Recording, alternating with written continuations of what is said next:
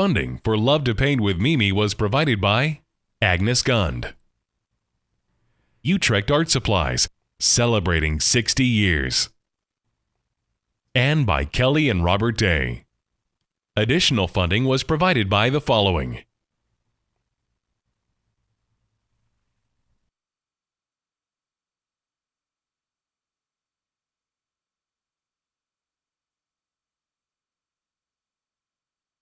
Hi, I'm Mimi. Today we're going to paint a seascape inspired by the extraordinary artist Winslow Homer. Ready, set, go. Here we go. Paint on paper. This is what creation is about. Woo, isn't that beautiful? This is the beach. Look at that green against that yellow. I mean, it just sings. We're dancing with this color. It's going across the page. I'm a shape maker. That's what artists do. They make shapes, they create color, they do all these incredible things. Oh, I love to paint.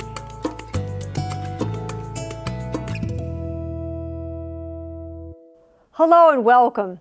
Before we begin today's painting, I'm going to introduce you to two American masters, Frank W. Benson and Winslow Homer. There are many great American artists, and two artists that caught my eye at the Rhode Island School of Design Museum were Winslow Homer and Frank W. Benson. And this is the Benson painting called Summer.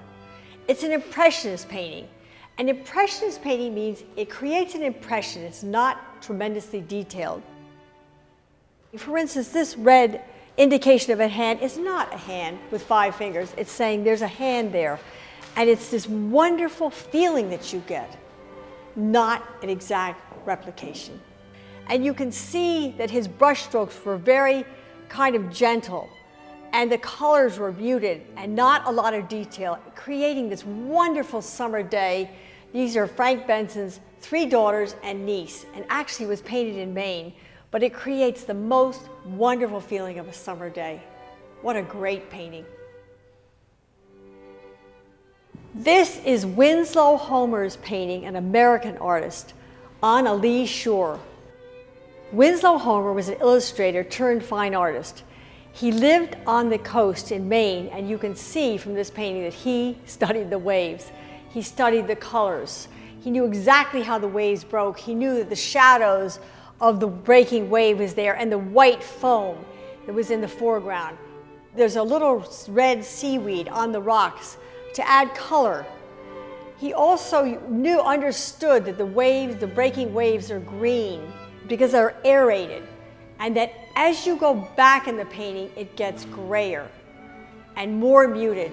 It's a stormy day with a big wave. An extraordinary painting, and the first painting that the Rhode Island School of Design purchased. A very, very famous painting. And now, back to the studio.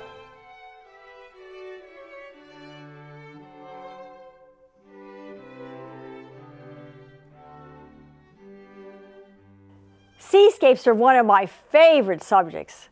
So when I saw Winslow Homer's painting on a lee shore, I thought, what a wonderful subject to use for today's painting. So we'll start by talking, first of all, about the paper we're using. This is 140 cold press watercolor paper. And the brushes we're using today are a rigger. This is a 5 rigger. And this is a 2-inch varnish brush. And this is my beautiful little number 10 sable. And this is a credit card. And I'm going to use it in a most unusual way, which I'm excited to show you. And the colors that we're going to be using today are ultramarine blue, phthalo blue, phthalo green, alizarin crimson, cambium red, new gamboge, and these are 2 browns. This is burnt sienna and burnt umber. So those are our colors for today. And I'm going to just, first of all, just very quickly draw in the shape of these waves, because I want to leave the paper white, white, white to begin with. So I don't want the blue to be too dark, but I want it enough so that I can just see not to enter that one particular area. So we're going to have one wave here, and I want to be thinking, I don't want it to be like a ball, a boring ball, but just so it has a few different shapes here. And now we have the little wave that comes down like that. And then we're going to have a larger wave up here. And I'm trying to make the shape interesting, and remember to do that. So this is higher, and this is lower, and this is the wave in the middle. So we've got that done. Now we're going to go right ahead and put our background in. So I think we're going to try with a little of this beautiful, beautiful phthalo blue. I love that color. Look at the color. But it's a little too blue, so I'm going to put a little ultramarine in there. And then we're going to start right off and just put the paint on. Oh, look at that color. I think I'm in love with putting paint down on paper.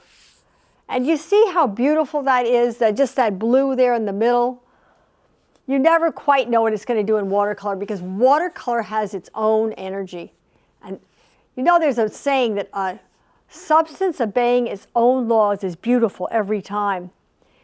And that means if you were to take a rope, a little piece of rope, and throw it in the air and have it go on the ground, it would be beautiful. And if someone tried to arrange that rope, it probably wouldn't be as beautiful. And that's the law that nature says, that a substance obeying its own laws is beautiful every time. Now, here we go. We're going to go around this first wave. And we want this to be a nice blue because we want it to set off the white wave. And then we've got to keep going over here. We don't want it to dry till we get all of this in here. And you know, I just think, just for the fun of it, let's put a little tiny bit of alizarin in. Don't ask me why, but I just think it would be fun. Now that's a little too red. So we go back in there. Oops, a little too red. Now that might be a little goof, but you know something? We're experimenting, and every painting is different. And we want to go ahead and have a little spontaneity in there. That's, you know what we can do is rub that a little bit. And now you can see the red and the blue have made a little bit of gray there. And that shape of that wave is pretty nice. So we go down here. And we have to be thinking too about working kind of fast, because we don't want this to dry. And then we go back in and we get a funny line. So we go like this. And now we start thinking, see, I want to get that little line off of there. But I like those little whites in the sky. And we're getting a little blur. If you look up in here, you see where there's something called a little washback. So I'm just going to take that out like that.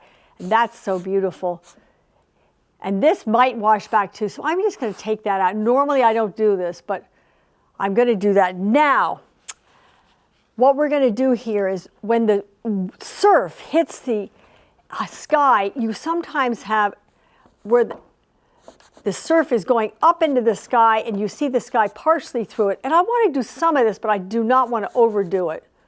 And here, we'll have a little of that going on here, and we can't forget over here. Now there's another way to do this also, and that is just to take some water and do this and kind of bleed it out. So you have what you call a gradation. It's going from dark to light.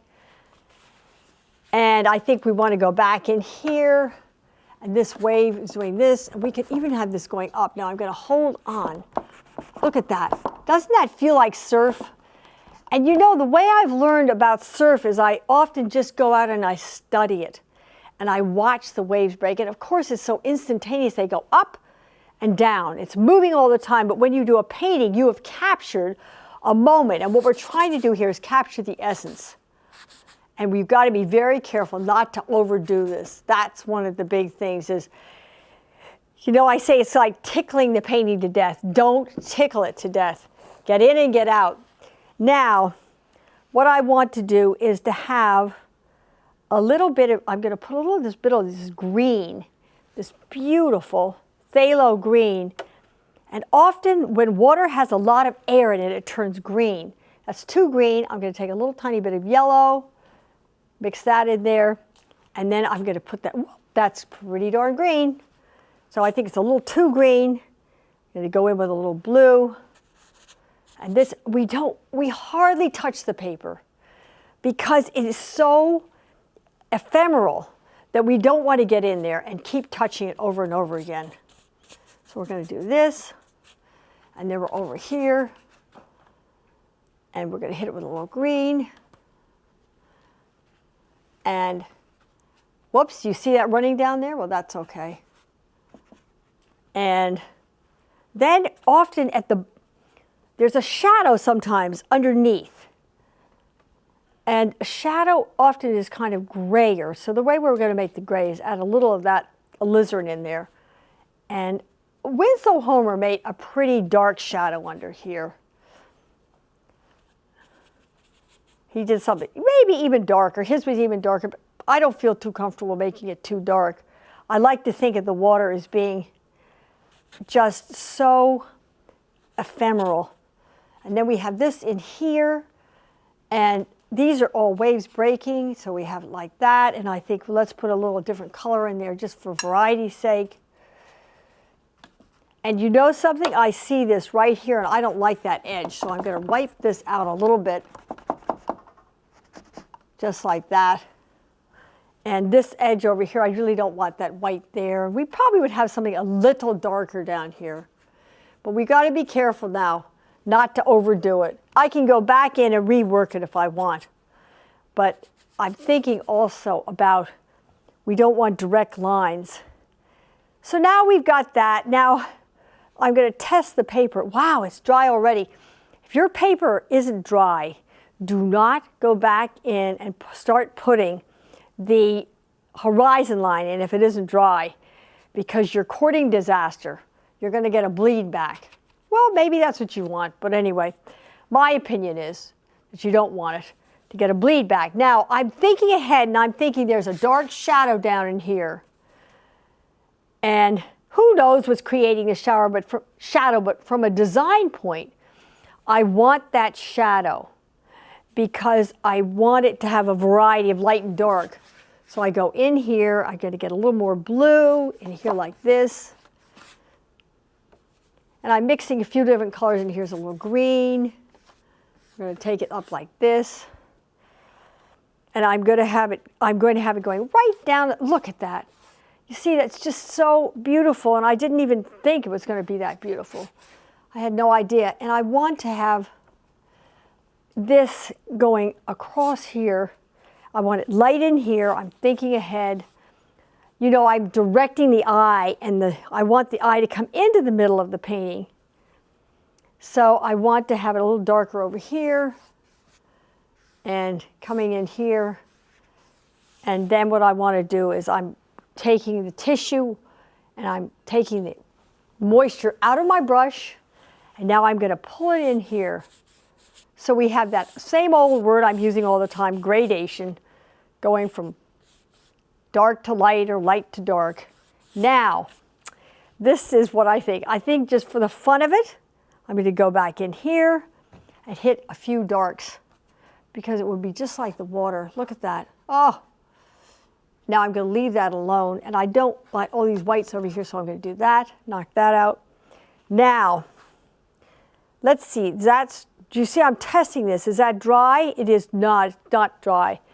Is this dry? Nope, not yet. So what I'm going to do is I'm going to get my straight edge, and I'm going to go up, and I'm going to put in the sea.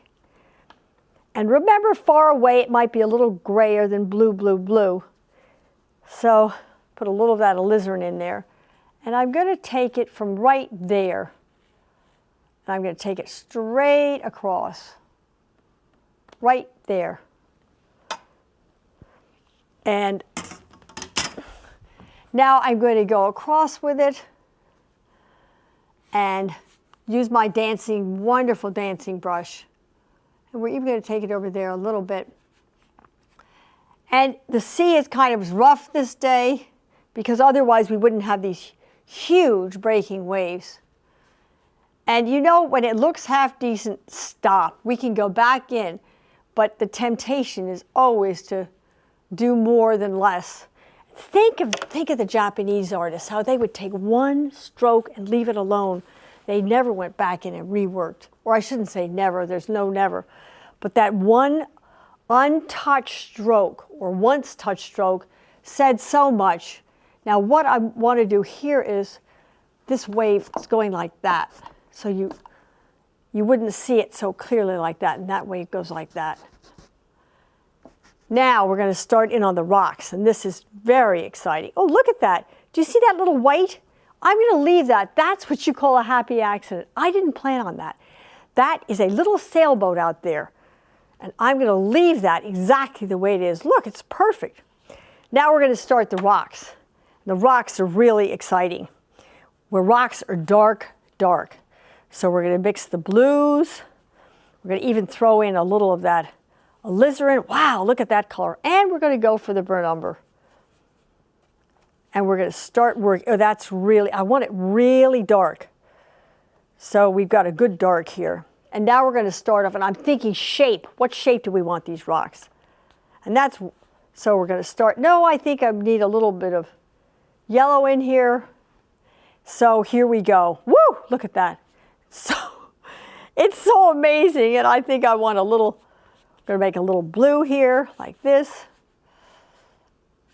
Oh, it's so, look at the colors. It's a miracle, really. Creating art, to me, is a total miracle. Going out like that. And then we have another great big rock coming down here. There we go. It's really, so I'm thinking about shape. Rocks are hard. This is the perfect brush for hard rocks. It goes up, down. We don't make, in this particular painting, I don't want to make round rocks, because rocks are hard. You fall on a rock and it hurts. We're going to take this, let's see, we're going to take this over. It's going to not be quite as far out as that. I don't want these two to be exactly the same. We'll take this out a little bit more and leave that one there. And we're going to take a little of that color. Ooh, look at this.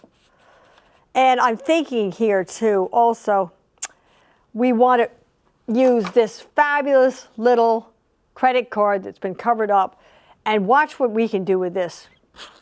Look at that. It's just a miracle. And you don't have to do a whole lot, but you need, whoops, you see, I shouldn't have done that because I got too excited and I wanted to do more. So I'm going to paint it out, go over it, and leave it just like that. Now I'm thinking about right here, and we're going to have some more down here. We're going to put some more rocks because we want to get in there with that great little credit card and let it create this feeling of three-dimensional planes by wiping off the paint. Okay, now we have that, and then we go up. We're going to create another rock on the other side. And let's see how we're going to do this.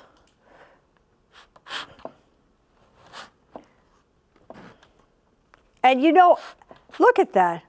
Now I've got to stop because it's important. Maybe we'll just do that. These are really rough rocks. And then on the other side, we're going to make a rock right here. And I don't want it to be the same as this. I think I want it to be down a little bit more. Or shall we make it up? That's the big decision. I think this will make this go up a little higher. Because I want this to be higher than this, and I want them all to be different shapes and different sizes. And you know that wonderful thing about the mama, the papa, and the baby sizes to get variety. So we're going to bring this down here a bit more like this. Going to put in our blues.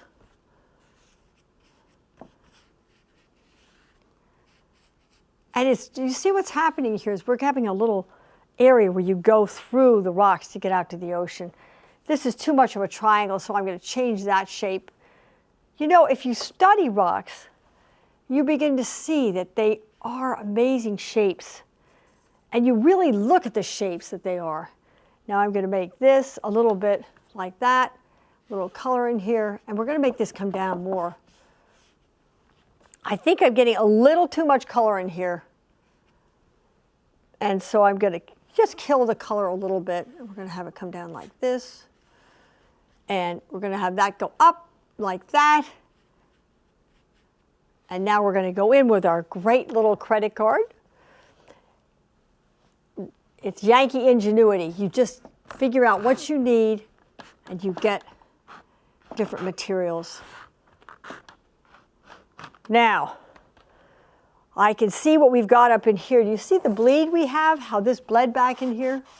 And it's still wet enough so I can get it out. Now, what we want to do here is actually, I think I want this rock down here even further as a kind of look at that. There we go. And we're going to go back up in here. I need a little bit of clean space here. So let's just take this away from here, clean it off a bit. When we have the darks, it's good that you don't care if you've got a clean palette. But when you want to be using fresh color, clean your palette off. I'm going to wet it again here. Have a clean brush. And here we go. We're going to have a little of this blue and a little ultramarine blue. And we're going to add a little dark in there. We're going to go back out here. And we're just going to put the water in. And the water runs parallel generally, but when it's rough, it's not quite as parallel. But generally speaking, water is it's the flattest thing that we deal with, that we know, because it finds its own level. And then we come down in here, and the water is... Now we're going to add a little green here, which is yellow and blue. And we have the green coming down in here. And we're going to have, it's a rough day, so let's make rough water. Rough water goes like this. And we're trying to say an indication of water. We're not trying to say every little wave. We're trying to say this is water. And water is rough. Okay, now we've got that. Now I think we want here is actually a little brown here, because underneath these rocks there will be a little shadow of that, little reflection. And a little dark under here where it hits. So we're going to do that, have that coming this way, a little dark. And let's see what else we need here. This I think should be a little bit more down like that. And I just want a little bit more waves going up in here like this. I don't want to overdo it. And our wonderful little rigger, we can't forget about that. Now, these are we're just going to throw some red in here. We don't quite know what. It might be, some red thing that's coming in from the sea. It could be red seaweed. And then we're going to put a little of this in here. And I think that's about it. I think we should just sign the paint. One last thing, there's always one last thing. I want it to be a little darker under here, just a touch. And we're getting ready to sign it. I'm going to put one little bird in. Are you ready? Here's the bird. Well, actually, I can never put one bird in. You see, that's a little mistake, so we're going to put a bird on top of it, and then we'll put a little bird there. So we're getting ready to sign the painting. I got so excited painting this because it's just amazing to think that one can make anything look like anything, at least for me. So here we go, the signature. I'm going to put it in red today so that it will show up. And I hope today inspired you to go out and look in nature. Nature is the most extraordinary teacher. And if you look at nature, you're going to learn so much. And then you'll be able to take the essence and put it in your life, put it in your heart, or put it on a piece of paper. Thank you so much for joining me, and I can't wait to see you next time. Thank you very much. Bye.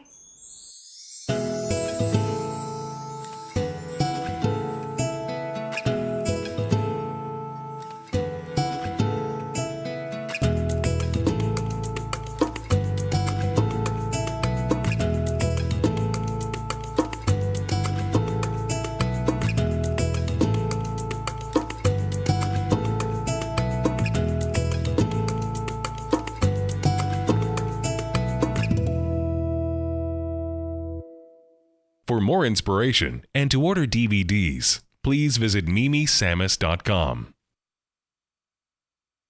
Funding for Love to Paint with Mimi was provided by Agnes Gund, Utrecht Art Supplies, celebrating 60 years, and by Kelly and Robert Day. Additional funding was provided by the following: